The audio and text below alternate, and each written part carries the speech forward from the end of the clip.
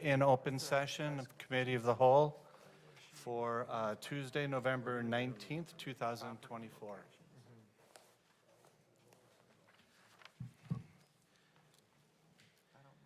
Next on the item is consider act on the placement location of the 150th anniversary Oconomowoc Monument sign.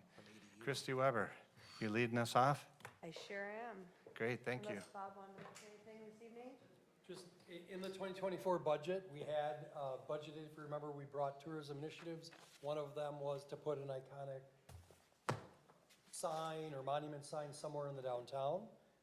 In order to place that order this year, really the final decision would need to be where do we want to place that.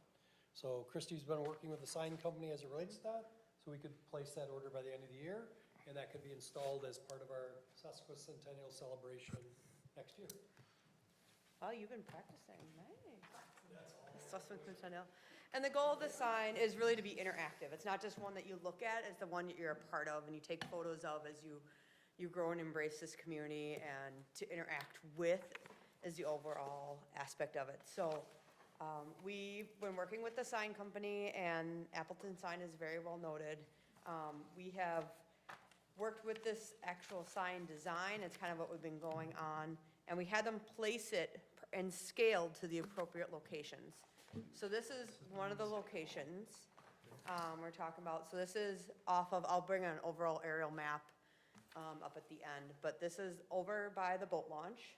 So you can see the size proportion. We do have a gentleman standing here, 6 foot. So the goal would be is that you would be able to sign next to it, on it, in it, and it would glow in the evening. As you can see, we do also have a nighttime ventilation.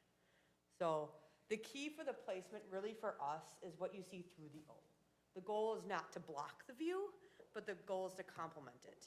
So it's also what you want to see through it in means of what's iconic to us, our natural beauty, our lakes, and our trees. I like the porta potty.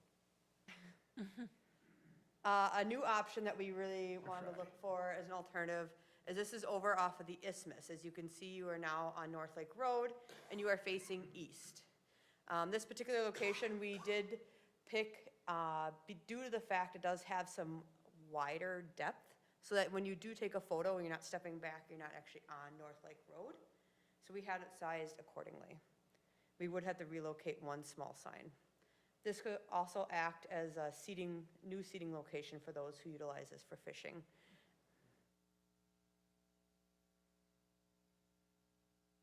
And this we're making option 3. This option we felt was actually not an option, but we just wanted to bring it back in case there was a change of heart. This is in the midst of the new Village Green. This would be where the corner, I call it the elbow, where we actually have steps going into the water. We still feel it's not fit, but we thought we would size it accordingly so you can just embrace whether you like it or not.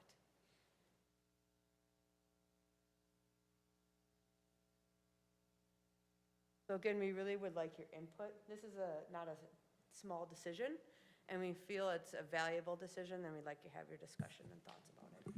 As you can see, option 1, 2, and 3 are on the aerial. We'll kick off with Jennifer Altman-Kloth, and then council, just jump in and throw out your viewpoints. You don't need to come to me for that. Just let's brainstorm here and see if we can come to a consensus or not. Jennifer, do you want to kick us off? So first of all, I'm just going to say, once again, I'm just really impressed by the work that you guys put into things. I mean, does not take away from what I'm about to say, okay? Number 3, yeah, sorry, but not sorry. Number 3, I remember when we were originally talking about the Village Green plans, we had talked about not putting anything that blocks the lake. And I get your thoughtfulness in like the O, like you can still see through. But my initial just kind of gut reaction just looking at this is like nothing by the lakes.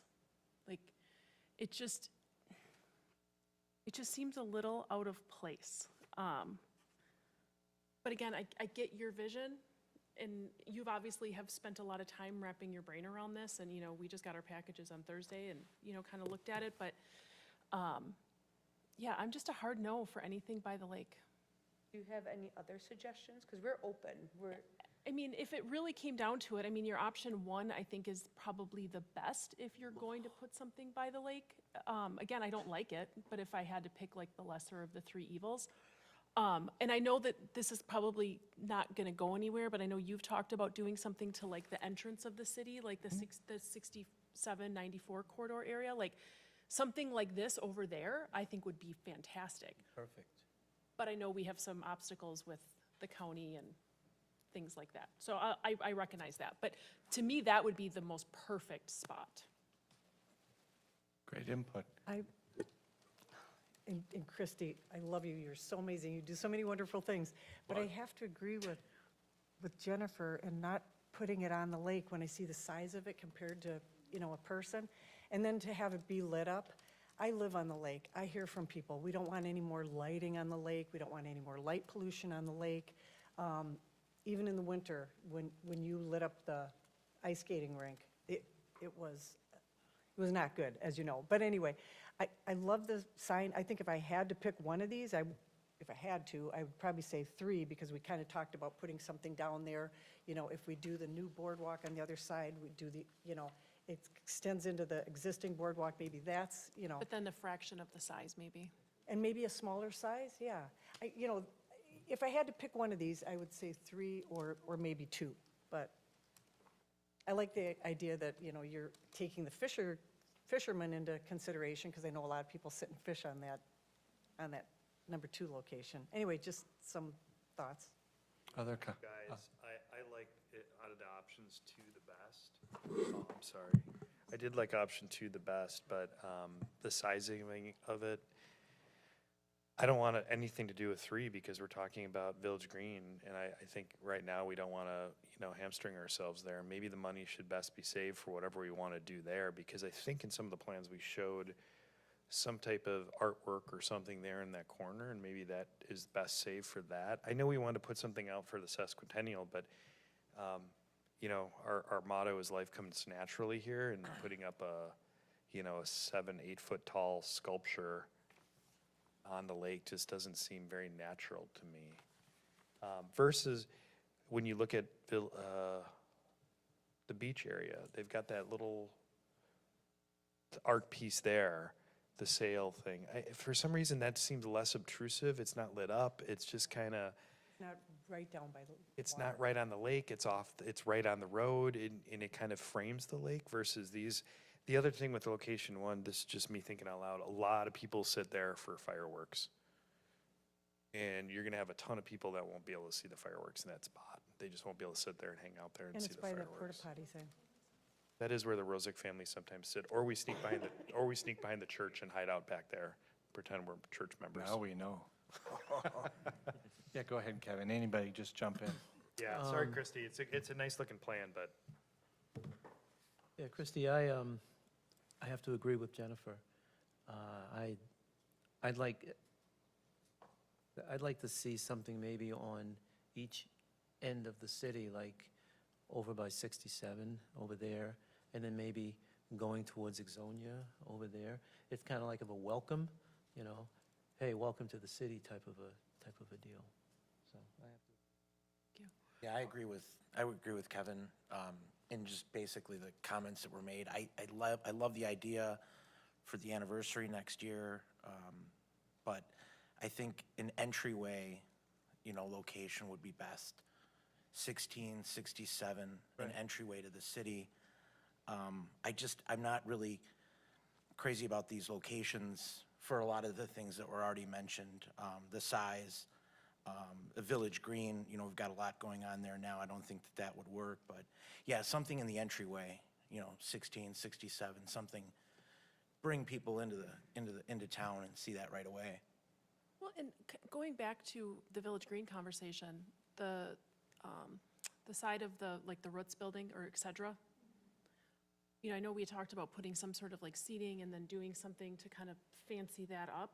What if we had something like this, but up against that wall where the sides here, you kind of incorporate the seating, and then, I don't know, just seems a little bit more out of the way. It's not obstructing any views, but yet it's still, I get Village Green because and to me, that's the gem in the heart of our city.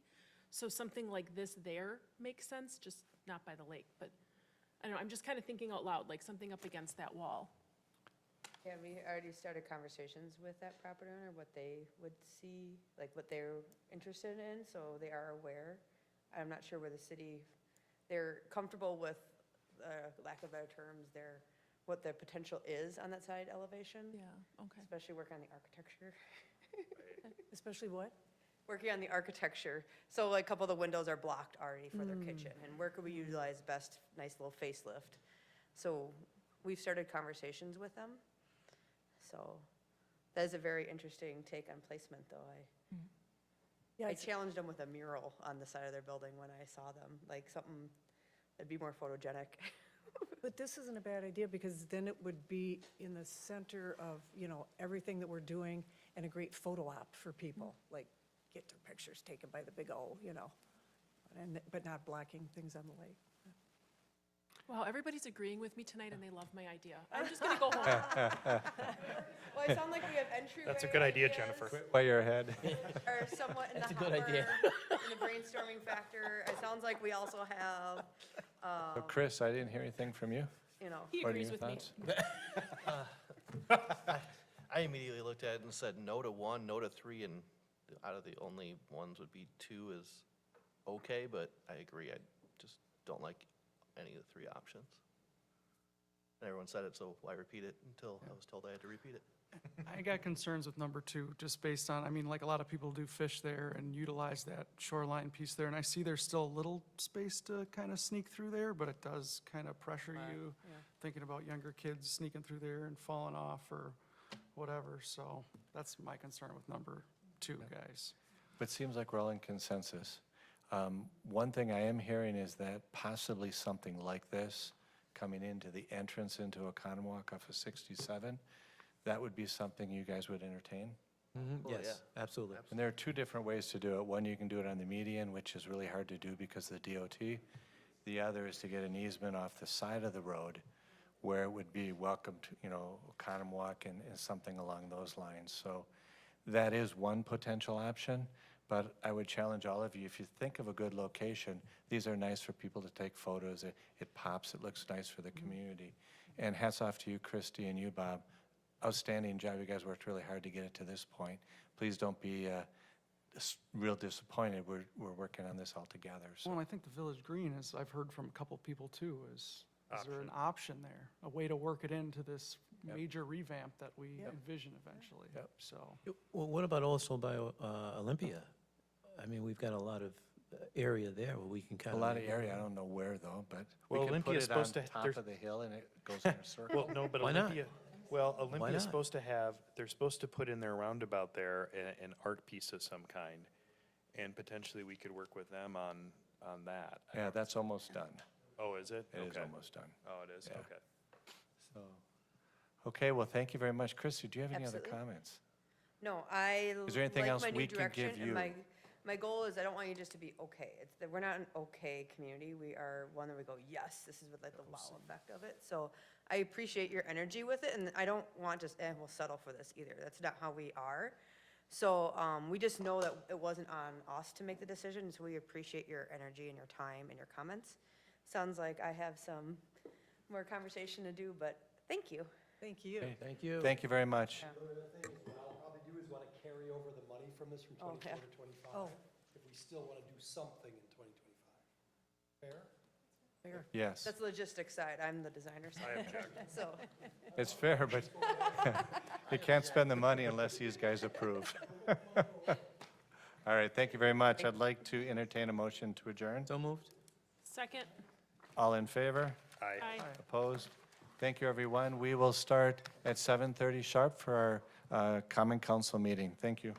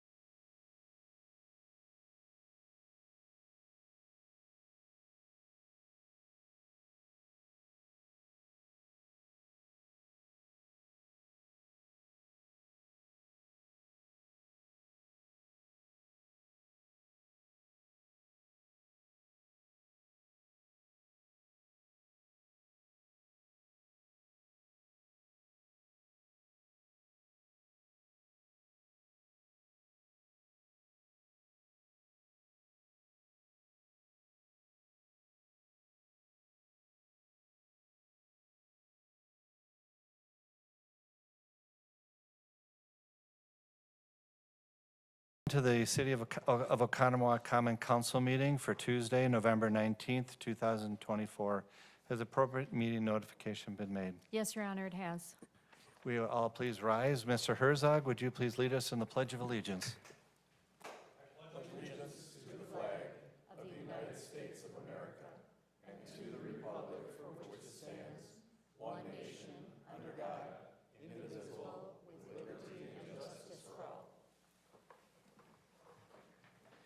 Thank you, and welcome, everyone. Would you please call roll? Alderman Mulder, Alderman Shell Pepper, Here. Alderman Maroney, Here. Alderman Douglas, Here. Alderman Rozak, Here. Alderman Altman Cloth, Here. Alderman Ellis. Here. Alderman Spiegelberg. Here. I'd like to entertain a motion for the approval of minutes for November 5th, 2024. So moved. Second. All in favor? Aye. Aye. On to comments and suggestions from citizens. We're going to first start off with an introduction from our city administrator. Thank you, Mayor. It's my pleasure tonight to introduce Tim Reel. Tim, if you could come up to the podium. Tim is going to be our new wastewater treatment plant operations manager. He replaces Kevin Freeber, who has worked here for 5 years? 7 years. Gee, the time flies, Kevin. He's the only one with a ringtone that sounds like a beer bottle opening, so he's the neatest guy to have in a meeting. But you don't have to do that, Tim. But no, you know, Kevin's done an excellent job with us. I've been more than thrilled with him. But when we started the search for his replacement, I didn't know what we were going to get. Tony worked very hard to get people in, and then all of a sudden this application came in from someone that was just unbelievably qualified, and we were thrilled. Tim, he'll walk through his experience, but he'd spent 17 years in one community. He's had, you know, a couple other jobs, but he spent 17 years in a community running a treatment plant. He came highly recommended by both Kevin and Tom Steinbach, our former operations manager. So with that, I want to welcome Tim to the city. He started yesterday, and we always say if they come back the second day, we know we have them. So, Thank you. Thanks, Mark, for the kind words. It's nice to meet all the council members here tonight. And I understand, I didn't know at first, but Mark put a little introduction together in the packet, so there's some info in there already. But I'll just share, yeah, I do have approximately 27 years of experience in the wastewater industry. And I worked at 3 other local, tri-county municipalities over that time. It's been great experience working on small projects, large plant upgrades up to like $23 million upgrades that I was involved in. So that was a great experience. And one of the things I wanted to share that really was of interest for me coming to this position was a history of quality people that the city of Oconomowoc had previously. You mentioned Tom Steinbach and Kevin. And I've had the pleasure over the years to work with both Tom and Kevin, Rock River Coalition stuff, MEG, wastewater, the Municipal Environmental Group.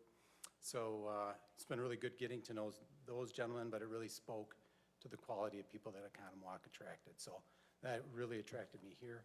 And already it's just been a couple days, but everyone's been tremendous. A lot of quality people working here. And I certainly look forward to continuing in that same thread of excellence with previous people, working with the quality candidates or the employees that we already have working here. So always will be open to questions, comments, any concerns that might ever come up. So thank you. Well, welcome to Oconomowoc. We're very fortunate to have you, and we look forward to all working with you in the months and years ahead. Thank you. Yep, thank you. Great. Next, I have a comment from Mary Steinecke. Mary, if you want to come up to the podium. When you come to the podium, Mary, if you could just state your name and address and share with us some of the thoughts that you have to share with council. Thank you, Mary.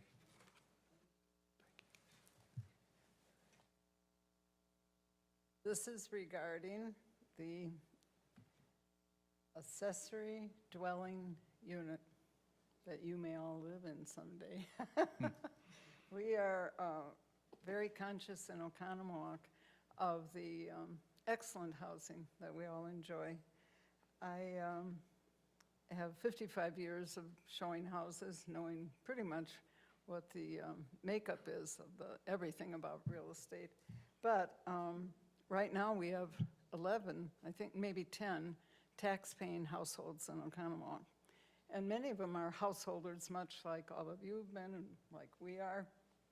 And you learn that living with the others is just as hard on the others. So if you have a grandchild who now has to, move in for a season, or obviously a granny, anything that requires housing, you'd be surprised the number of dwelling units that already exist in kind of this configuration. What this incredible ordinance does, and I don't know who, constructs these, but it has such clarity. And so the purpose of it, obviously, is to have a dwelling unit that will afford a place that maybe even would have income, but most of the time accommodate someone who needs housing. So right now, we don't have a lot of homeless, but there are homeless people. Shelter's a big deal. All of these are fundamental things we know about housing. But in the case of accessory dwelling units, that would, of course, need a proper code. So this is so well-written, and I'm sure you've studied it, and that now all we have to do is affirm it. The thing that I see is it brings order, and there's enforcement when there's codes, and then it has a sustainability factor, as much as that's a buzzword, overused. It invites people to still stay in Oconomowoc or to come to Oconomowoc in case they need a dwelling space that wouldn't be as large as a single-family residence. And so having said that, and being very aware of the ones that exist already in the area and across the nation, I think we know this is trending. I would just affirm that this should be considered so that we can continue saying, welcome to Oconomowoc, or come and stay if you can. Thank you. Thank you, Mary. Do we have any other comments from anyone else in the audience this evening? Anyone else with a blue card? Seeing none, we're Do you want to speak? if you have something to say, there's a little card, but just you can come right to the podium, and we'll help you walk through it. We want to make sure your voice is heard. She can fill one out She can afterwards, fill too. out. Mm-hmm. She can fill it out after, Lieutenant. Yeah. Yeah, just come on up. Just state your name and your address, and then share the concerns or ideas you have with the council, please. I'm Carrie Cruz. I live at 530 East Grove Street. And I'm here also just in favor of, the accessory dwellings. That woman rocked it. Like what she said, she did great. And that's coming from someone who is, seeing the need, at maybe a grandchild level, or even like she said, at some point, all of us are gonna need some place. And I kind of already joke with my kids, like, one of you gets the house, but mom and dad come with it. Like, that's kind of my retirement plan. And, but honestly, being able to have a place where if you have the availability to be able to build something where, my thought especially is not just rental income, but just having a place for family, having a place where, like, truly, where mom and dad can go someday, where you can go someday, maybe your children are there, or just having, in my situation, I have an amazing twin sister who has found herself in a position where she, was never able to have children with her ex-husband, and now she's living in our playroom, to be honest. There is no affordable housing for her in Oconomowoc. We're 46 years old, and she wants to be able to be in a place where she could, actually have some level of privacy, but still be able to be near, the nieces that she fiercely loves. Having the ability to build something where she could stay, that would just be amazing. And, again, I don't think that the people that would want, in Oconomowoc, would want an accessory dwelling are looking at it as like, okay, let's just, post online, come to my house and stay. The people that would be willing to invest the money in accessory structure, they would not be wanting just anyone to come to their home. Like she said, it's usually more so thought out for family, for friends, for grandchildren, for whatever it is, but to really think through the need. Just one last thought, for people like myself, this was not, I wasn't meaning to wear my scrubs here. This was life happening and 3 young children.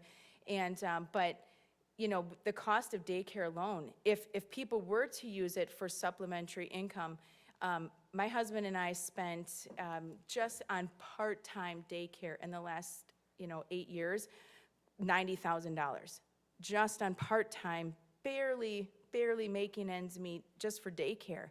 So for people that do need to keep working and need a reasonable way to bring in some additional income, not so that they're rolling in money, just so that they keep living, so that they can stay in a community that they love, stay in a place that's amazing like Oconomowoc. We're all here because we love it. It's like the hidden gem. It's the Norman Rockwell town. And so, like she said, having the ability to bring people here that want to stay here, please really consider what the mindset is for having the accessory, buildings available, and pass whatever it is you guys need to pass, because I think it brings more life to Oconomowoc and more opportunity. So thank you. Thank you, Carrie. Any other comments from anyone in the audience?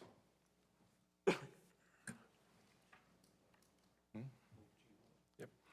Without exception, Council, without objection, Council, I'd like to bring forward item 11A, which is consider act on the confirmation of the mayor's appointment of Gina Kozlik to the city clerk position. Do I have any objections? Without any objections, Gina, would you come up to the podium and if you'd please tell us a little bit about you? I know you've had a chance to meet with several of the council. We're very excited to have you on board as our new city clerk. We're with a little sadness over here, Diane, with Diane retiring here shortly.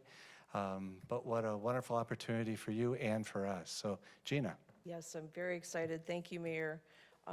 Thank you, members of the council. I'm very grateful and appreciative to be here this evening. I just wanted to share a little bit about my background so you could hear it from me.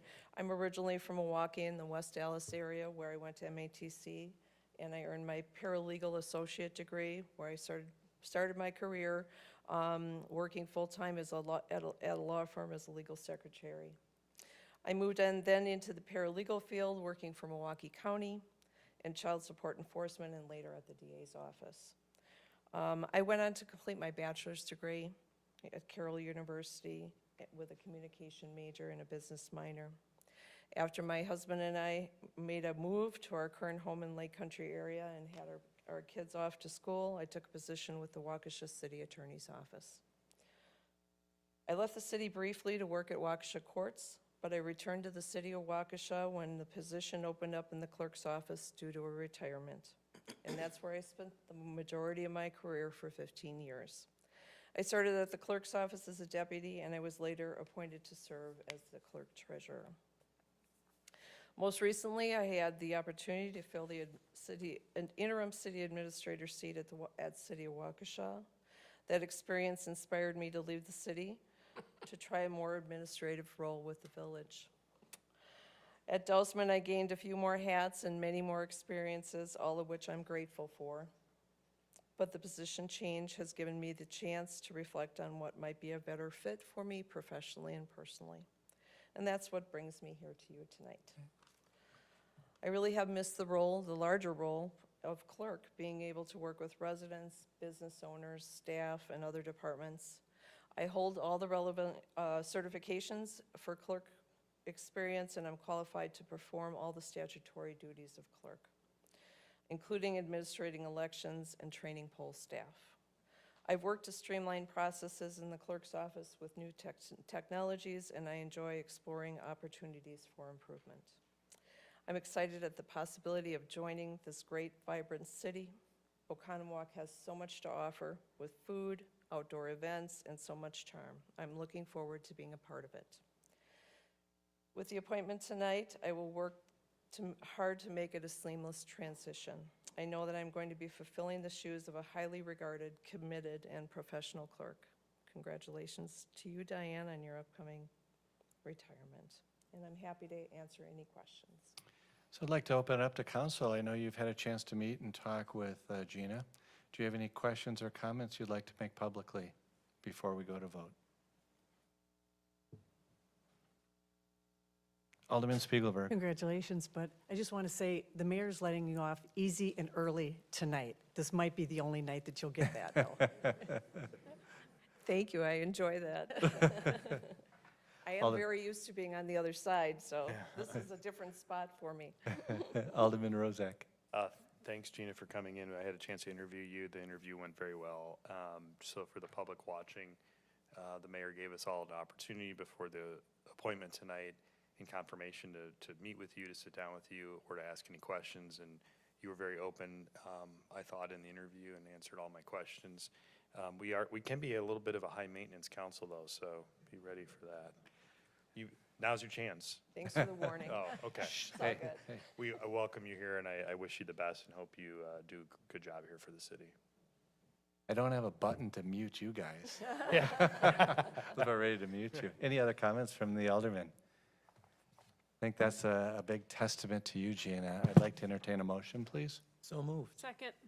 Any further questions or comments? Call roll. Alderman Shell Pepper. Aye. Alderman Maroney. Aye. Alderman Douglas. Aye. Alderman Rozak. Aye. Alderman Altman Cloth. Aye. Alderman Ellis. Aye. Alderman Spiegelberg. Aye. We're lucky and very blessed to have someone of your caliber, as well as Tim, joining us and our team, so welcome to Oconomowoc. Thank you, I appreciate it. I'd like to entertain a motion for consent agenda items 6A1. So moved. Second. All in favor? Aye. Opposed? On to committee reports. We'll start off with utilities. Consider act on Resolution 24-R3234, awarding construction contract for wastewater 2024 force main replacement project. Mr. Freeber. We advertised the project multiple times. We've got 3 bidders that bidded on the project. The low bidder was Globe Contractor for $2,657,508. We also are asking for a 10% contingency of $265,751 for a total cost project $2,923,259. This is for the force main replacement project, the one about a year and a half ago that we had issues where the pipe was in bad condition. So this is going to replace it from our Second Street lift station where to the wastewater treatment plant. This is the section that we own of the Mary Lane force main project. Questions or comments from council? Just for the audience, this went through committee just before this meeting, so the utility committee went in greater depth. I'll go to our committee chair, Alderman Rozak. Yeah, I was just going to say, I think this is an important project. This is part of our core functions as a city. And this one's coming in under about $1 million under budget, what we projected. Yep. So that's good news, I think, for the community and the ratepayers. I'd like to entertain a motion, please. So moved, Rozak. Second. Any other questions or comments? Call roll, please. Alderman Shell Pepper. Aye. Alderman Maroney. Aye. Alderman Douglas. Aye. Alderman Rozak. Aye. Alderman Altman Cloth. Aye. Alderman Ellis. Aye. Alderman Spiegelberg. Aye. Next up is consider act on Resolution 24-R3235, awarding the construction management services contract for WWTP 2024 force main replacement project. Mr. Freeber. So this is basically going to do the inspection for the force main project that we just approved.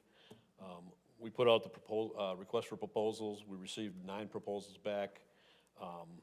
After we did the technical review and the cost review, Applied Technologies was the highest scoring engineering firm that gave us a construction management proposal. So their cost is $87,520. We're asking for a 10% contingency of $8,752 with a total cost of $96,272. Any questions or comments? I'd like to entertain a motion. So moved, Altman Cloth. Second. Any questions or comments? Yeah, I'd like to make a comment. I know in the past, we don't normally have our engineer and construction management being the same, is that correct? Mm-hmm.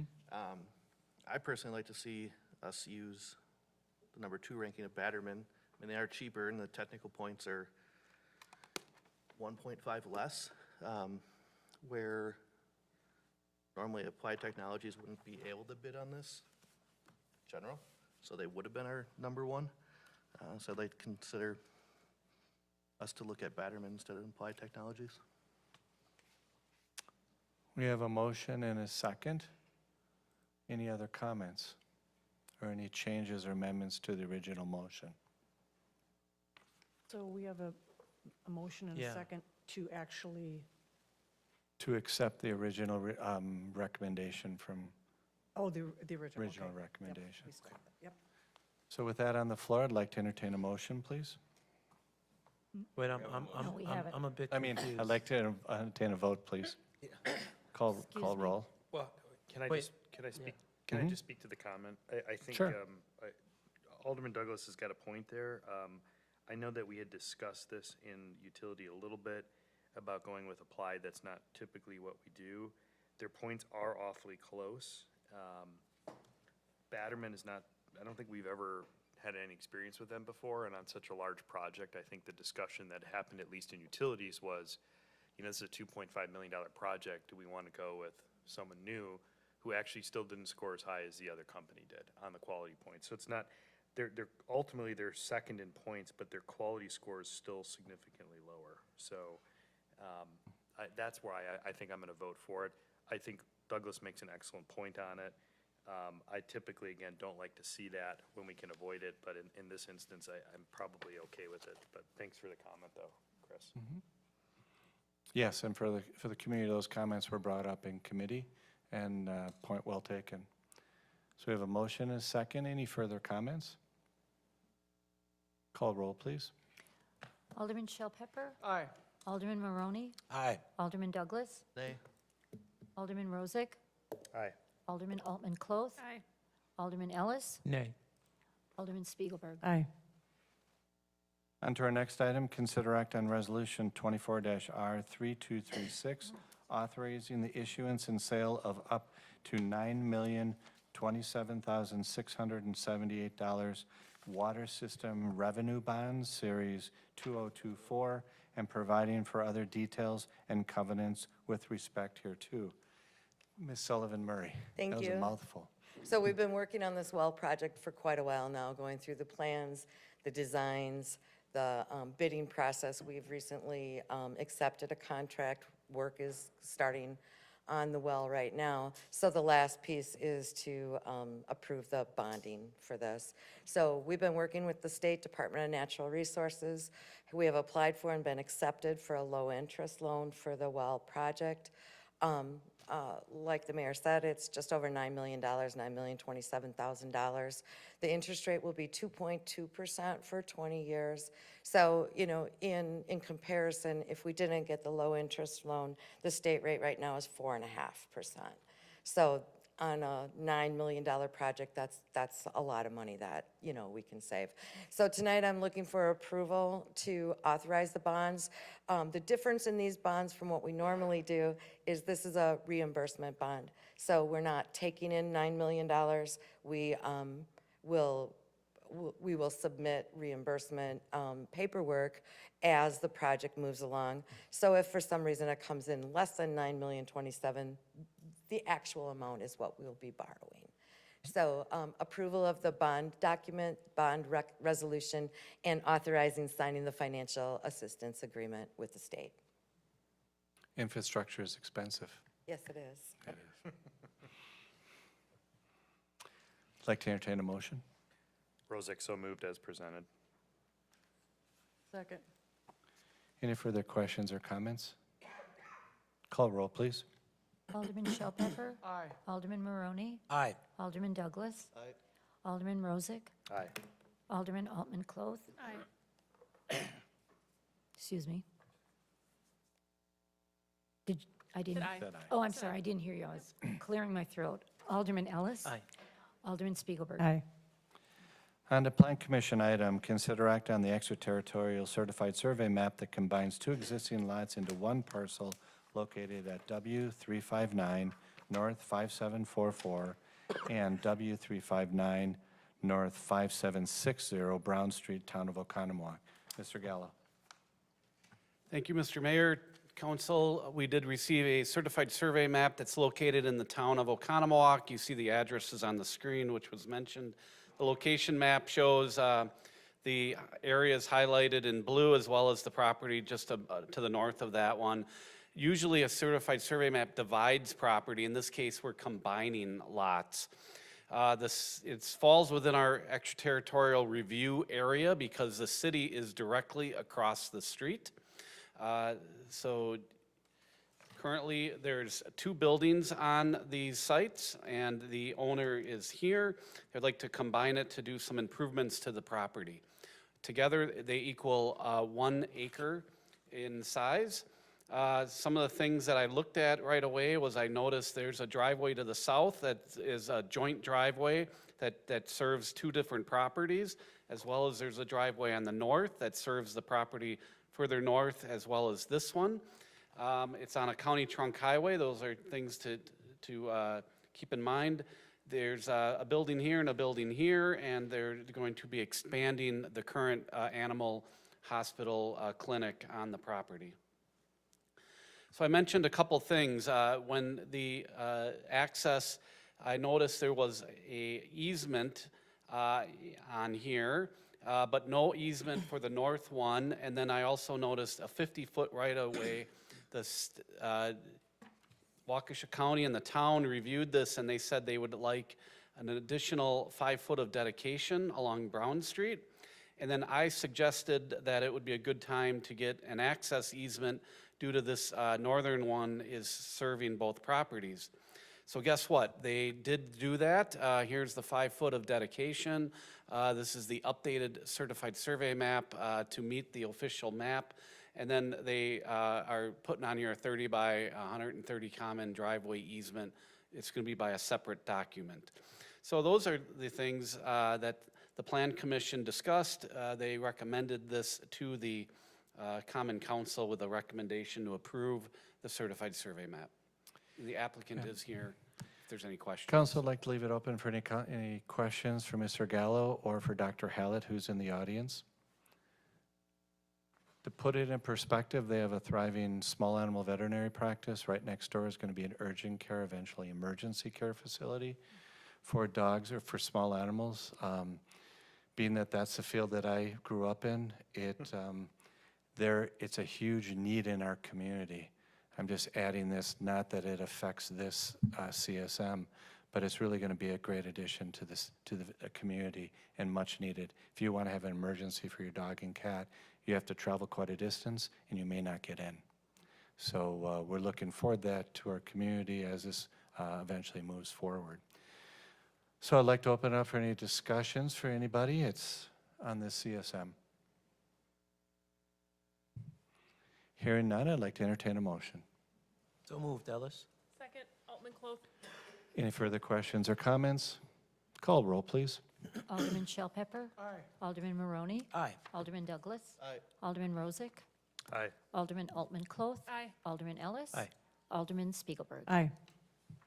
Welcome, Dr. Hallett, and we look forward to the development of this urgent emergency care service. Thank you. On to unfinished business. Consider act on the ordinance 24-01072 to amend 17.1102 of the City of Oconomowoc Municipal Code to add section 1, standards for semi-trailers and shipping containers. Council, this is the second reading. Thank you. About a month ago, we got together and we had the first reading for this ordinance. At that time, I showed you some photos. I said my hands were tied as a zoning administrator. There's no language that talks about storage containers and shipping semi-trailers. These are becoming more and more popular for people to go out and purchase these and bring them to their residential lots. Some subdivisions have HOAs that would prohibit this, but others do not. The Plan Commission wrestled with this, and they talked about creating standards, this and that, and eventually the recommendation of the Plan Commission was to send this forward with a very abbreviated ordinance than what I originally had, and they just basically said, in residential zoning districts, no person shall erect, construct, maintain, or use a semi-trailer or shipping container in the city. It does not apply to temporary portable structures that you see when people are moving. They're called like pods or something. They'll put them on their driveway for a temporary. That's not what this is about. This is about a permanent accessory structure. When this one went up in the subdivision, I did receive several phone calls on it saying this is not what we want to see, this industrial look in a residential area. So took it forward, and I'm recommending that we create language that says these are no longer allowed. So I'd like to open it up for any questions or comments from council. We've had a couple of weeks looking at this. This is again our second reading. Any questions or comments from Mr. Duffy? Gallo. Whoops. Mr. Duffy's sitting down there. It's been a long day. I'd like to entertain a motion. So moved, Ellis? Second. Any further questions or comments? Call roll, please. Alderman Shell Pepper. Aye. Alderman Maroney. Aye. Alderman Douglas. Aye. Alderman Rozak. Aye. Alderman Altman-Cloth. Aye. Alderman Ellis. Aye. Alderman Spiegelberg. Aye. Under our next item, consider act on ordinance 24-01071 to create section 17.215 accessory dwelling units within chapter 17.2 performance standards and amend section 17.106 table of allowed uses of the City of Oconomowoc Municipal Code. Council, this again is our second reading. Mr. Gallo. A month ago, we came before you with an ordinance, and we said, let's hold off and do the second reading, give you some time to think about it. We talked about an accessory dwelling unit. We showed you examples of what they could look like, detached to the structure, attached, in the inside, like the attic area, above a garage, or even a basement conversion if it's got the proper access. So accessory dwelling units, we talked about this could be a solution or an option to look at attainable housing. We heard earlier tonight a couple people speak about housing and the cost of housing in this community. I showed you a month ago plans that someone would like to do on Concord Road. This lot has an acre of land, and they would like to build a detached garage with an accessory dwelling above it. There's a minimum of 400 square feet, maximum of 1,000. This would fall under the less than 1,000 square feet. We talked about fees last time, and we talked about impact fees and garbage fees. And now the ordinance has been updated that you have, and we are now, we added W in the ordinance about garbage fees. The property owner shall pay the city's garbage and refuse collection fees for 2 dwelling units. So that one is pretty much settled unless you guys have a different thought, but garbage fees is paid. So regarding impact fees, there's a lot of questions about, well, how much does the city pay for a brand new home? Well, these go up annually. This is the 2024 fees that the city charges. We have impact fees of these 3 categories plus an assessment fee. Highway and transportation, law enforcement to contribute towards the new police station, parks and recreation to contribute towards our wonderful park system, $3,300. So the total of all those fees, of impact fees, are about $4,381. Then there's also wastewater pre-permitting fees that I found out after talking to our utility, these would not be required. This is not an impact fee, this is a pre-permitting fee. It's only paid if the meter size increases. So they don't have this fee. This is if you're building a new construction and you have to pay a connection fee. So if you're building a brand new home a single family home in the city, the fee is about $9,000. There's additional fees if you're in a special assessment area and you have to contribute towards infrastructure that was put in. And this does not include building permit fees. So I guess tonight the impact fees, we're asking, the Plan Commission's recommendation is to waive the impact fees. They recommended no impact fees, so you'd be saving, or they would be saving the $4,381 is what the city would not be receiving. This our wastewater utility department said even if people add bathrooms to their house, their meter size is not increasing. So most likely, this would not be a requirement. And if it does go up, they would only pay the increment of from a 3/4 inch line to a 1 inch line or something, it would be that increment. So we all learned a little bit in the last month, but this is the fee. So the ordinance is written right now as, and our garbage fees is $205, and that does go up periodically as well. So they would be paying that annually. But right now, the way the ordinance is written, it says impact fees shall not be required or paid at the time of building permit for an ADU. So I have the whole ordinance here if we need to look at it, but this is the two sections I think you guys wanted to kind of narrow down and review a little bit more. Impact fees, we have no impact fees are required, and garbage fees, that was silent in the last one that we had, the last version, so we're saying they shall pay that. So with that, I'm recommending the ordinance as drafted in your packet, but if you want to have some discussion, be happy to talk. So I'd like to open up to council. Alderman Maroney. So what is and can you go back to the cost there? So what, without that impact fee, what would be the total cost for the resident if they wanted to build? There would be some building permit fees, and those include like the general construction, which is a per square foot, and then there's electrical permit, HVAC, and plumbing permits. So those, if we didn't have these fees, they would still have building permit fees. Okay, I was just trying to get the gist of it without the impact fee, basically. Yeah, I'm not sure. It really depends on the size. I think a brand-new home, you're probably talking around $2,000 for a brand-new home. Would not be that much because it's based on square footage. Other questions or comments from aldermen? You have a question? You have a question? Yeah. Alderman Rozak. I have a lot. I'll go after him, after he sounds like Scrooge. Are you sure? No, I'm not going to assume like a Scrooge. I have a couple just technical questions about the ordinance.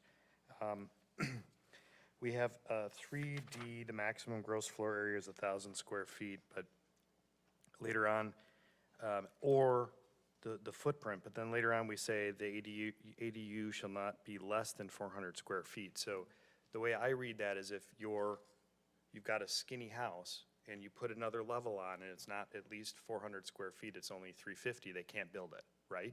Because it's got to stay within the footprint of the building according to the previous section. Well, the ADU shall not be less than 400 square feet, so they would have to find a way to incorporate, I don't know if I'm quite following that, but generally the first floor is not 350 square feet. Okay. And then I'm questioning whether, right now it seems like it's an open question whether they could have more than one level. It's not limited. So could they build a 2-level accessory unit on top of the garage? There's a maximum height listed. Where is that? It's at the bottom of page 2. It's under R. It's 25 feet. With 7-foot ceilings, you have 7-foot ceilings. Right here, Yeah, so you the require the overall interior to maximum have height nothing less is than not to 7-foot exceed ceilings. 25 feet. So you could put basically 2 stories on top of a garage, right?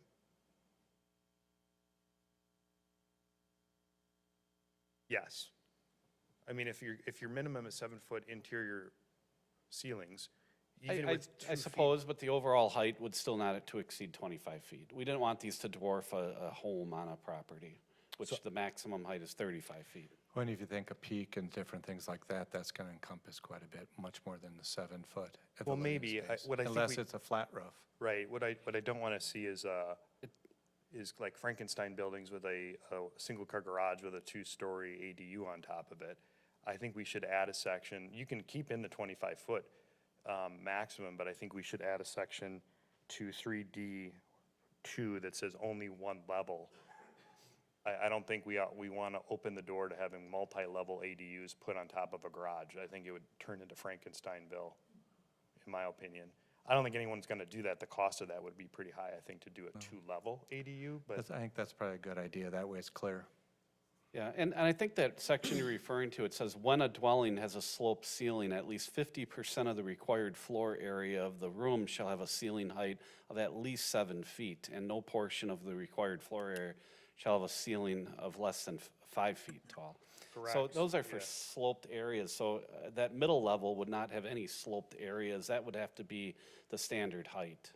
There's some building code requirements that say a minimum ceiling height has to be X amount of feet. but your goal here is not to have Right. two-story ADUs built on top of garages, right? I mean. Right, so we could add language in there about, you know, if it's on top of a garage, only limit it to 1 story. Well, I'm gonna add language into 3D, underneath 3DI, two Is, that says, that any ADU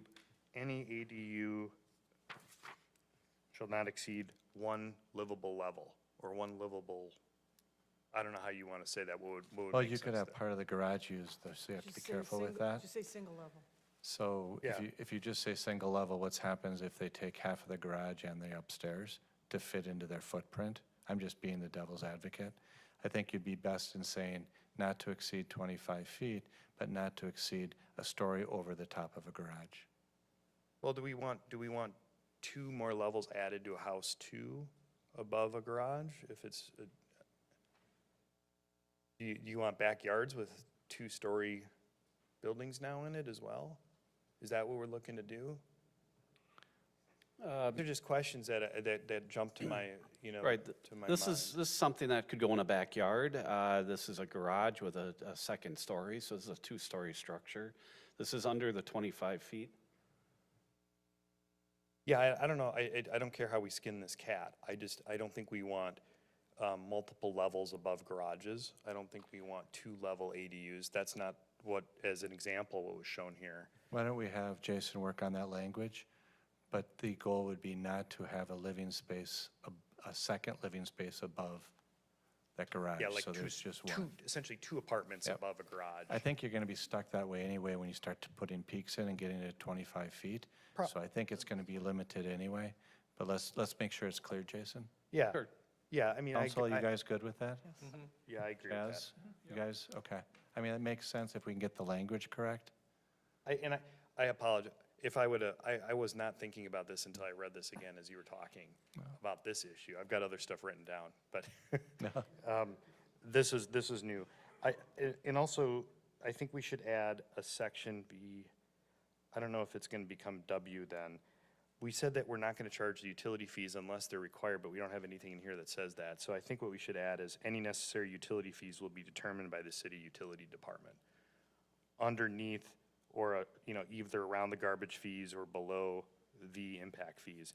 Because we're saying no impact fees shall be required or paid at the time of building, but then we're saying in your presentation, potentially there may be other utility fees. That's not an impact Well, fee, though. these are not an impact fee, that's a connection, a pre-permitting fee Right. connection. Well, then, Those have- so this is my point.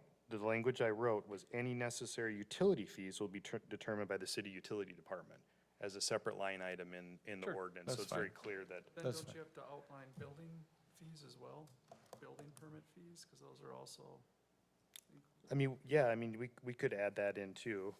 It doesn't necessarily have to go in, I don't want people to be confused that when they get, you know, like they put a large unit, they increase the meter size and they've got a $3,000 utility fee. Well, you told me there were no impact fees. Because the utility fee would be larger if there's some significant meter size change. The building permit's gonna be pretty minimal. So those are just those major changes that I think we should address before. Just a few other quick comments. I made some of these comments a couple weeks ago. Nothing in the ADU really solves the affordable housing issue to the extent that really even exists. Previously assessed impact fees, we've talked about this before. I think it was a couple years ago. We had a duplex come in. We had somebody who had a duplex. They converted it to a house and they went back to a duplex. And I think, yeah, it was a new owner, but I think we charged them impact fees. change the ordinance, though. But then Yeah. we didn't, I think. But I just, the goal of an impact fee, and ultimately, I think I'm going to vote in favor of this without the impact fees. But the idea of having an impact fee is when people move into a community, they're paying for their impact on the community. And everyone that built a house, like me or anyone else, has paid an impact fee. Now someone gets to build a unit, move people in, move people out, rent to future people without paying the impact fee. Those folks are going to use law enforcement, they're going to use transportation, they're going to use parks. They're going to be reassessed, and yet we're saying, illogically in my opinion, that they don't have to pay that fee even though everyone else does. Now bear in mind, for everyone that's paid the fee, for those folks that are moving into the ADUs that don't pay the fee, we will all necessarily have to pay more. Now it's minimal, but it's just an equities thing. We will pay more. So when there's a new park project and we want to fund it, new development comes in, pays impact fee. They pay those transportation fees, but the folks moving into the ADUs won't have to do that. And look, at the end of the day, I still think that we're increasing ultimately the value of the parcel, so any impact on affordable housing is going to be nil, if anything. Once someone puts an ADU in after the first generation of use, it's going to turn into a rental unit, and it's going to turn into an apartment, and we've already restricted apartments. I'm kind of talking myself into voting against it just by saying I'm going to vote for it. I mean, we just voted to restrict apartments in Oconomowoc, and yet we're saying people can add apartments to their own house. So it's a tough vote for me. I think with the changes, I could probably live with it, because ultimately it's people's properties and they live there, they own it, they've been paying taxes on it. You know, we're kind of being inconsistent. That's my overall point. Well, I don't think you're inconsistent. The housing ratio that we looked at multifamily, duplex, and single family. This will never exceed a duplex. This is you're only allowed one ADU per property. And if there's already a duplex on that property, it's not allowed. And if there's already an ADU on the property, then it's not allowed to convert to a duplex. We already allow, I mentioned this last time, but for people that are just listening, we already allow duplexes in these zoning districts of the SR and the TR zones in the areas where subdivisions would allow something like that. So this is not new to the zoning. This is just a different process of getting them, because if you want to do a duplex, you have to go through a full conditional use. We have to notice the neighbors, have a public hearing, and there's all these standards for garages and stuff. This is more of a smaller unit, same land use, but just an easier process. This would be permitted by right use. Did we charge the guy that changed his house from a house back to a duplex, the impact fees? We did end up We did charging not. I him, don't think but we we did. lowered it a little bit, didn't we? I remember voting against that because I did not agree with charging I thought we him. didn't charge him because No, I- Did, that we did. home had been originally charged when it was built. I'm almost positive we did charge him because I remember voting against it because I did not agree with charging him. I think we but charged did them, but we lower it. recognized that there was a problem with the ordinance, and we did make an amendment to the The code. ordinance required, I think, that we charged it. Here, we're actively saying we're not going to charge. So that, to me, is the difference. But yet, you know, we had an ordinance that said, and then we all voted to do it. Anyway, those are just my general points. I'm ultimately, to some degree, indifferent because I don't think we're going to see a lot of these. I would like to see a report like in a year or so from you, Jason, as to you know, have we gotten 10 of these, 12 of these, 100 of these, and we might have to readdress. Good at doing reports. Yeah, I know. Alderman Altman Cloth. First of all, I just want to say, I think that Alderman Rozak does bring up a lot of really good concerns. The way that I guess I see this going forward, to his comment about, you know, this is a one generational thing and then it turns into a rental property, I strongly disagree with that, because if, you know, you think about people that have homes with like a mother-in-law suite in it. You know, they put the mother-in-law suite in it, they outgrow that house, then kind of the next people that come in are somebody that's looking for a home with a mother-in-law suite, or an in-law suite, whatever they call it. So I think that you are right, it is, you know, you'll kind of use it for the purpose that it is, and then maybe you sell the house, but then somebody that has that need is gonna be more likely to purchase it. The second thing too, in terms of like the impact fee, and I know that we can't, you know, necessarily go back on the impact fee, but, you know, if we do notice that there's a huge, you know, influx of these, and it is putting a lot of strain on law enforcement or our parks or whatever, we can always revisit this. But I think just starting out, this is a great option for that more affordable housing. And I mean, you know, almost $10,000, that's a huge chunk of change when you're trying to do something affordable, so. Alderman very in Douglas? favor of Oh, this. Alderman Douglas? So something that Alderman Roser brought up with the impact fees. Brought a hypothetical into my mind. If someone has like an acre and a half and they build an ADU on the other side of their parcel, and then they later decide to split that parcel into two parcels, does that ADU now become an actual dwelling that then would have to pay impact fees, or are they exempt? We would not allow that. We're putting a deed restriction on it. That's what letter T says. Prior to the issuance of a permit, the owner shall file a deed restriction with the office of the Waukesha County Register of Deeds saying independent sale of an accessory dwelling unit is not allowed. So it wouldn't be able to do that. But good point. We don't want to see that a loophole saying this is a way of creating another lot. Alderman Spiegelberg?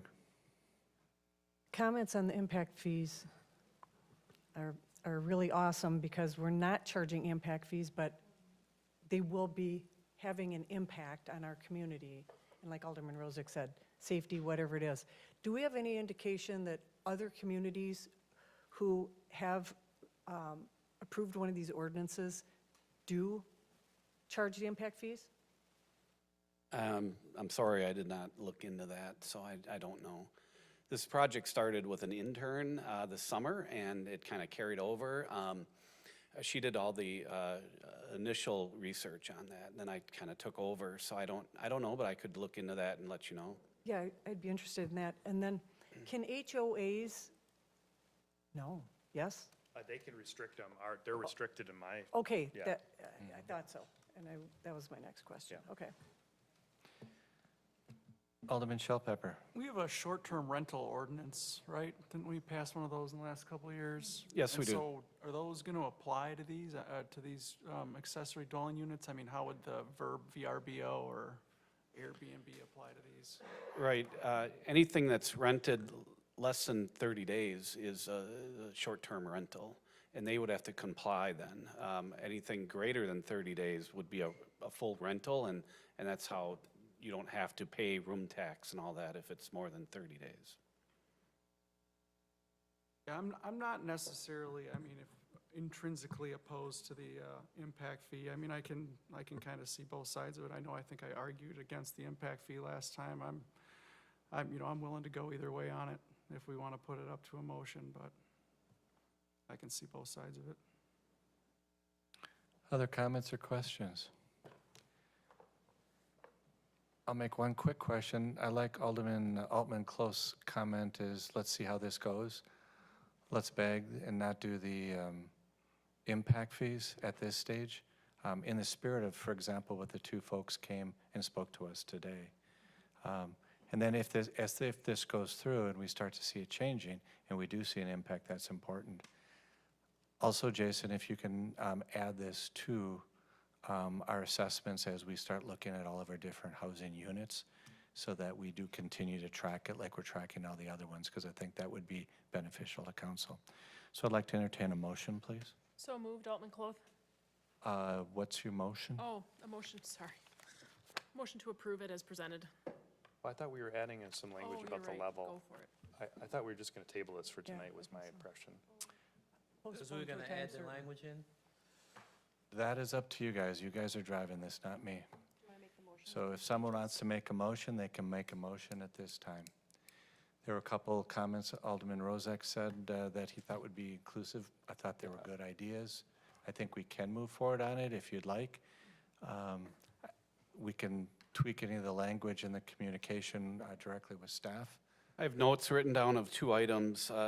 One is the discussion of the top garage being one story, one livable level, single level, not multi-level, no two apartments above garage. That's one topic that I'll massage those wording out. And then any necessary utility or building fees are as determined by the Utility and Building Inspection Department. I'd move to approve the ordinance as presented with those changes incorporated then. I'll second that. Any further questions or comments? Call roll, please.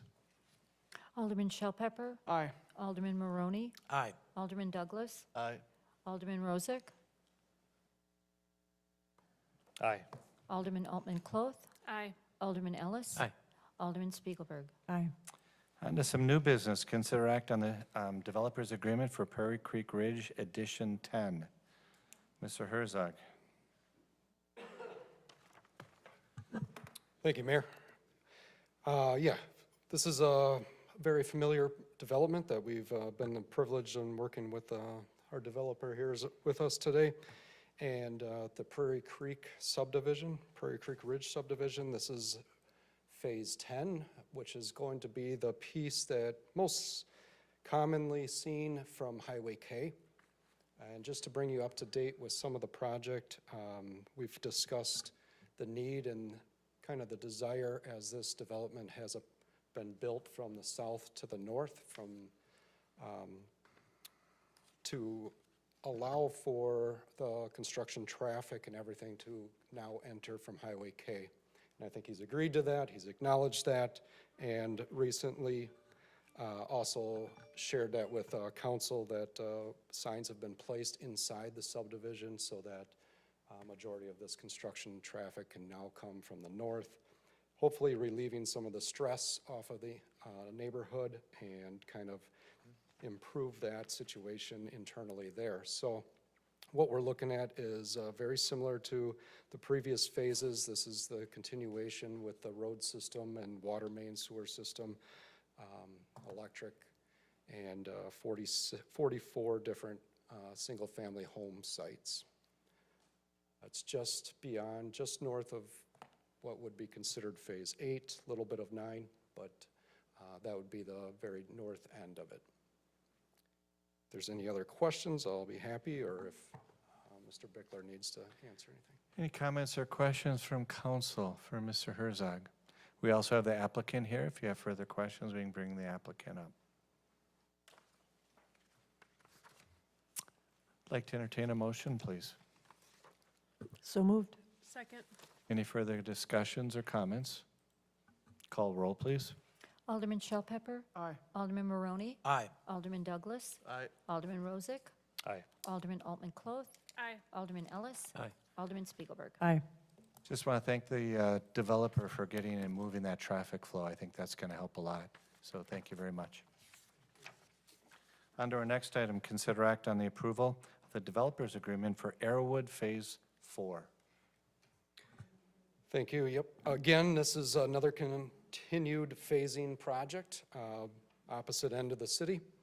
And this is about the same size addition with the 46 additional single-family homes proposed for this, and very similar, it would be the public utilities and the public road system. It's very continuous with the rest of the subdivision as it's moving to the west and to the north. Have we had any complaints or comments with that development recently? Not much. We've been working. Noise or anything? Yeah, working with the school district and Okay. also with, the growth that's going on there. There Okay. was a couple of requests with the trucking to more use, not to be using Oconomowoc Parkway, so I Okay. think they accommodated that, and I haven't heard anything since. Okay, I haven't either. I haven't heard anything. Have you heard anything? Okay, Kevin? good. No, I have not. Okay. Is it in the developer's agreement for this next phase that they have to use Valley and that they can't use Oconomowoc Parkway for the construction traffic? That's been our continued message. I don't know if it's directly in there, but they've accommodated it thus far. Can we put it in there We can put it in there, yeah. so that there's no question about it? Mm-hmm. Any other questions or comments? Would you like to make a motion? I'll make a motion to approve this with adding in the language that the construction traffic has to come on or come off of Valley Road. And I'll second. Any further questions or comments? Call roll, please. Alderman Shell Pepper. Aye. Alderman Maroney. Aye. Alderman Douglas. Aye. Alderman Rozak. Aye. Alderman Altman Cloth. Aye. Alderman Ellis. Aye. Alderman Spiegelberg. Aye. Next up, consider act on resolution 24-R3238, awarding the contract for the Chapman Barn Restoration Project. Mr. Betcher. Thank you, Mr. Mayor.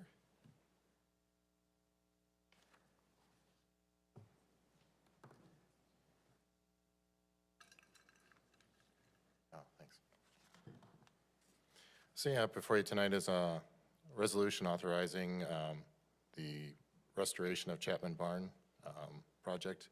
So back in 2021, the city created an account, the revenue fund, to raise funds for this project, for this park. This honors Bill Chapman, who served as the city's legal counsel for 38 years. Since that time, the Friends of Chapman Park Group have been fundraising to help restore this barn. Recently, over this past summer, we met as a group and really realized the need to renovate this barn sooner rather than later. As you can kind of see from the photos, the barn is deteriorating pretty quickly. So, and if we do not get a new roof and enclose this, I don't know if it's gonna survive another year, so. Is this a dog cat shelter? Those with puppies? There we go.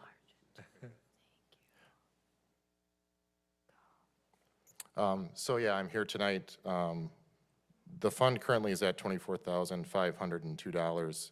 We did get another generous donation from Bank 59 for an additional $25,000. Along with that, tourism is contributing $10,000 for the cost of the concrete patio. This brings our total up to just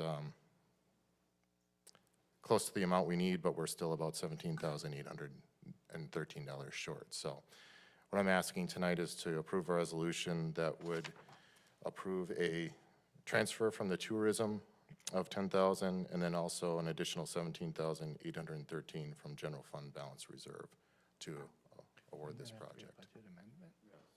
That's a budget amendment. Okay, so it's not properly stated on your agenda, Well, no, that's not true, isn't it? Then tell me why. because you don't have to state any backup requirements of state statute to take action. It just is a fact. You don't have to announce to the world you need 2/3 vote. Okay, But so if we you don't can, get we, 2/3 vote, it won't pass. right, okay. But So it is, we this do gives the need, public reasonable notice of what you're acting on. understood. Gotcha. Does that make sense to everybody? Yep. Okay, Alderman Shellpepper. Oh, why do we want to keep the barn around? What's the kind of value to the community? Well, one, it's been, since I've been here, it's been a community favorite. They really like this facility. And also, this will hopefully launch additional things we can do out there. Right now, we have a lot of partnerships with the high school, like they just built 8 new picnic tables out for this park. In addition, it just can house more educational things. We have additional things coming up this next year that'll include a pollinator garden that we want to plant out in this area. So it just really is really a community gem that this Friends of Chapman Park really wanted to save. So is it historic or is it not historic? Yeah, I would say it's a historical building. How do we know it's, I mean, what's the genesis of it? How old is it? Do we know? Oh, that's a good question. Mr. Duffy, if you can help with this, you've been involved in this project, please? It's a little unfair, I want to make sure. Historic. I'll put that hat on. Friends of Chapman Park, we've just been trying to make this a legacy to Bill. I know the Friends of Parks and Trails have identified potential uses of this in the future. They would be the next catalyst to fundraise. I'm the only non-retired person on the Friends of Chapman Park, so this is kind of a volunteer gig of mine to try to continue to restore this in a legacy for Bill. Could this be utilized as a nature center? Could this be utilized for other functions? Part of the reasons we built in the interest of putting a patio and picnic tables is I believe at some point this park could be a trailhead for the city of Oconomowoc on the Lake Country Trail because it goes right past it, so. Well, I think that kind of points to the tourist nature of the facility. And kind of what I see from it, and what I'm kind of trying to pry from you, was that it seems like a mostly tourist-type venture. And I think at the end of the day, I'd like to see the tourism fund covering the whole cost of it, the additional 17. Because what do we have in the fund balance for the tourism fund again? 100,000. Right, and so I feel the purpose of it is largely tourist-related, and we can make a strong argument in that favor, and I think does have historical value, so we need to, refine that a little bit more, but I'd like to see the money coming from the tourism fund. Other questions or comments? Alderman Spiegelberg. So you mentioned like the partnership with the high school and the picnic tables, and that there's going to be a lot of other things that can be done. Maybe tapping into some Eagle Scouts in the area for some of their projects that they need to do. Alderman Altman Clough, is that a hand up? Yeah, that was, sorry. Oh, I'm sorry. No, it's fine. No, Couldn't I was tell. just gonna say, and you guys kind of answered what Shell Pepper was saying. I think my first year on council, when I was on Park and Rec, I remember this, I'm pretty positive this was an agenda item that we had talked about. That was before your time, though. Yeah. To do something. It's a And then I capital remember. Improvement to a park, is Yep. what I would call it. Exactly. That's never been budgeted for by this council. And you guys kind of answered the question about, what the plan for, what to use it for. But I agree with Shell Pepper. I think taking this all out of tourism makes more sense if that's kind of the main purpose or draw of this barn. Well, it's the building, right? It's not just the park, it's the building that we're trying to repurpose. I don't see how the building has to do with the park. Well, I mean, the building's in the middle of the park. But it's not a park per se. What other facilities do we have that are this is like a park? I guess I don't see anything else like this. Well, I mean, when you look at one part of it, I mean, the new patio and shelter on the side, it's kind of like we have shelters in our parks. Well, then I think we should tear this down and then just put up some simple structures, some simple patios. That would be a lot cheaper than restoring this barn. Policy. Yeah. I mean, we're sitting on a $300,000 cushion for what? To spend on kiosks downtown? Here, I'll jump in on this one too. What the hell? Join the fun. So I went to one of the Chapman Barn meetings. We live by there. It's actually a really, really cool park in all. It's really our only passive park in the city, truly. Some of the stuff that's been done there has been pretty cool. I'm not, actually, Chaz, you brought up an interesting point. Why not just rip it down and build something new? I think that the ultimate answer to that would be, this is something that's kind of been out there. It's also, the design of it and the look and the red roof is what kind of drew everything in that whole area into that look. So the red roofs on everything in Pabst Farms and that kind of general look out there kind of came from this barn. It's kind of the impetus of that whole look out there. We've moved away from that with some of the newer developments, but I think there's some intrinsic value with keeping some stuff around that's old. I feel like in America especially, we always just rip everything down and just start over, and then 50 years later, we're ripping that down and starting over instead of trying to preserve something. I don't think that's the case in everything, but there's enough there, and it's a neat spot. I will also say, because I live out there and we walk there all the time and bike there all the time, probably in summer every other day or every third day, there are so many people that use that park and so many wedding parties that come in. I just saw a wedding bus there just like 3 days ago that parked there, and they all went to the barn to do photos there. So it is like a draw, and it's a unique thing in a world of, strip malls and McDonald's and things like that and Starbucks. This is kind of something that you walk back to, and it's unique. So I'm going to support it, but I also absolutely 100% support this all coming out of tourism. We cut some stuff out of tourism. I don't know if we can do it all out of tourism, but if we can, I would be absolutely in favor of doing that. Other comments or questions? I think what you're voting on tonight is, do you want to save this barn, or do you want it to fall apart? Because if you actually go through the barn and look at it, it either needs to be saved with a new roof and sides, or else it's going to deteriorate to a point where then maybe the best approach is to remove it. So that's kind of what you're voting on today. I think it'd be a shame to lose kind of a cool-looking barn like this, but I'm a farm boy, so I would probably save every barn, so I'm probably not a good one there. Any other questions or comments from council? Alderman Maroney. Eric, I'm trying to figure out what we talked about at Park and Rec as far as the donation from the Friends of Chapman Park. how much, are we talking about taking everything from tourism and not using those donations? No. No. No, it's there's- addition to. This is addition to that. Okay, okay. So why don't you just repeat, if the total amount comes out of tourism, how much money would that be? So everybody's on the same page. So if we took it all out of tourism, it would be $27,813. We got any reason, staff, that we can't do that? Well, I was just Lori? going to ask Bob what his thoughts are, because generally, my understanding when we're spending tourism dollars, it's putting heads in beds, Promotion and development. and I don't see this doing that. I disagree.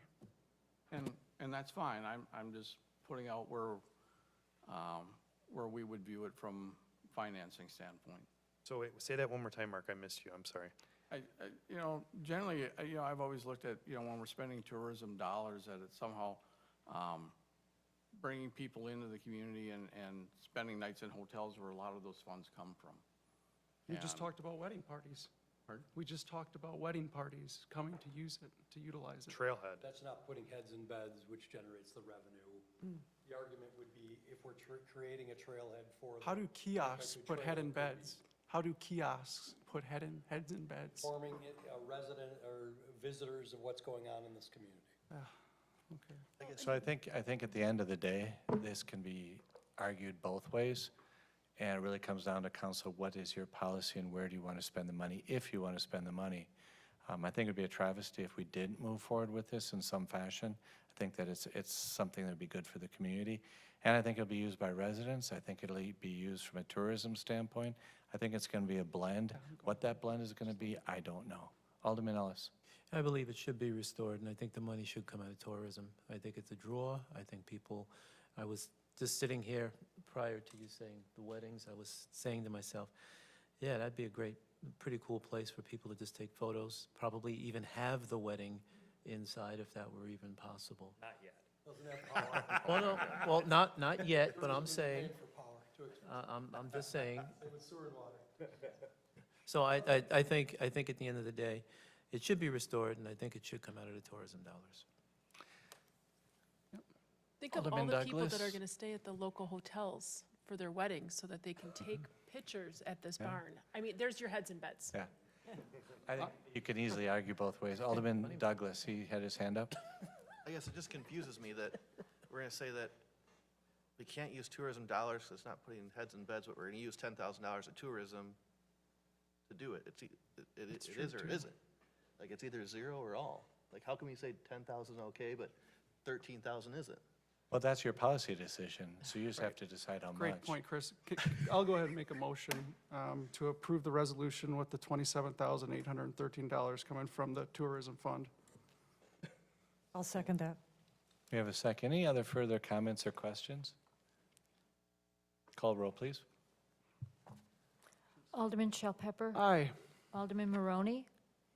Aye. Alderman Douglas. Aye. Alderman Rozak. Aye. Alderman Altman Cloth. Aye. Alderman Ellis. Alderman Spiegelberg. Aye. Okay, next up, consider act on Resolution 24-R3239 for the relocation order for West Wisconsin Avenue parcel. Thank you, Mayor. At our last meeting, we had a closed session of the Committee of the Whole. We discussed this parcel. The direction was given to move forward and start following the process for us to have discussions with the property owner. So the item before you tonight, the relocation order that's on the agenda, needs to be approved in order for us to do that. I'd like to entertain a motion. Rozak, so moved. Second, Ellis? Any further questions or comments? Call roll, please. Alderman Shell Pepper. Aye. Alderman Maroney. Aye. Alderman Douglas. Aye. Alderman Rozak. Aye. Alderman Altman Cloth. Aye. Alderman Ellis. Aye. Alderman Spiegelberg. Aye. We have no staff reports this evening, so any reports or comments from aldermen? Seeing none, reports or comments from mayor. I don't have any comments. Hope everybody's doing well. Winter's coming, and I'd like to move on to our closed session. The closed session is to consider act on tax settlement agreement per Wisconsin State Statute 19.851G, conferring with legal counsel for the governmental body whose who is rendering oral or written advice concerning the strategy to be adopted by the body with respect to litigation in which it will become likely to become involved, specifically to discuss DC RE Holdings, the Dock House versus City of Oconomowoc, case number 24CV1471. I'd like to entertain a motion to go into closed session. So moved. Second. Call roll, please. Alderman Shell Pepper. Aye. Alderman Maroney. Aye. Alderman Douglas. Aye. Alderman Rozak. Aye. Alderman Altman Cloth. Aye. Alderman Ellis. Aye. Alderman Spiegelberg. Thank you, everybody who came. We're going into closed session, and we'll adjourn common council after the close.